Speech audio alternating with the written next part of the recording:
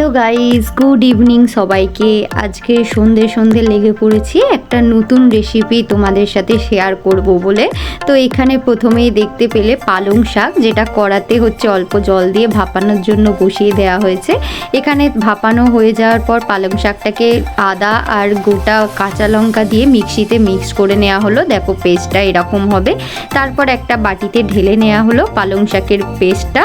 এখানে হচ্ছে দেখো ময়দা নিয়ে একটু তেল নুন দিয়ে ময়ামটাকে ভালো করে মাখিয়ে নেওয়ার পর তাতে পালং শাকের পেস্টটা দিয়ে ভালো করে আস্তে আস্তে ময়দাটাকে মেখে নেওয়া হচ্ছে। বুঝতেই পারছো আজকের কি আমাদের রেসিপিটা হতে চলেছে। আজকের আমরা প্রথমবার ট্রাই করছি, সেটা হচ্ছে পালং শাকের পরোটা। পালং পরোটা বাড়িতে ট্রাই করছি। তো মা আজকের বলল যে আজকের পনিরের তরকারি আর পালং পরোটাই রাতের জন্য করা হোক, তাই জন্য মাকে হেল্পও করছিলাম, সাথে তোমাদের সাথে ভিডিওটা শেয়ারও করে দিলাম। এখানে দেখো ময়দাটাকে খুব ভালোভাবে মাখা হয়ে গেছে।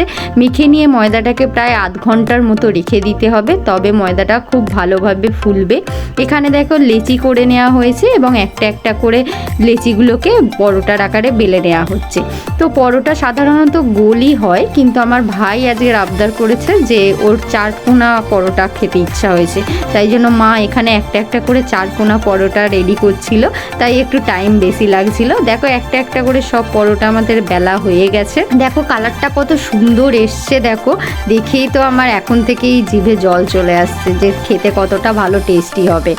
এখানে একটা একটা করে পরোটা বেলে নেওয়ার পর দেখো কড়াটা গরম হয়ে গেছে। কড়াতে একটা একটা করে পরোটা সেঁকে নেওয়া হচ্ছে এবং তার সাথে অল্প একটু তেল দিয়ে পরোটাগুলোকে ভেজে নেওয়া হচ্ছে। পরোটা যখন সেঁকা হচ্ছিল তখনই দেখো কত সুন্দর ফুলছিল, যেন লুচির মতো ফুলে যাচ্ছে। তো আমার দেখে তখনই খিদে পেয়ে গেছিলো। দেখতে যতটা সুন্দর লাগছে সত্যি খেতে ততটাই সুন্দর হয়েছিল পালং শাকের পরোটা। তোমরা অবশ্যই বাড়িতে এটা ট্রাই করতে পারো।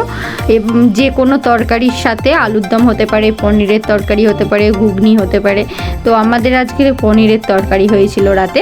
তো দেখে নাও পরোটাগুলো কত সুন্দরভাবে ফুলছে, কত সুন্দর লালচে লালচে করে ভাজা হয়ে যাচ্ছে। আমার মা আজকের এটা প্রথমবার ট্রাই করলো বাড়িতে, এর আগে কখনো আমাদের পালং শাকের পরোটা হয়নি। তো এখানে দেখো আমি আমার ডিনারটা নিয়ে বসে পড়েছি। এখানে পনিরের তরকারি, লাল লাল ঝাল ঝাল পনিরের তরকারি, তার সাথে একটু মিহিদানা বানিয়েছিল মা, এবং তার সাথে পালং শাকের পরোটা। আজকের রাতের ডিনারটা সত্যি খুব সুন্দর হয়েছিল, খুব মজাদার ছিল, খুব টেস্টি ছিল।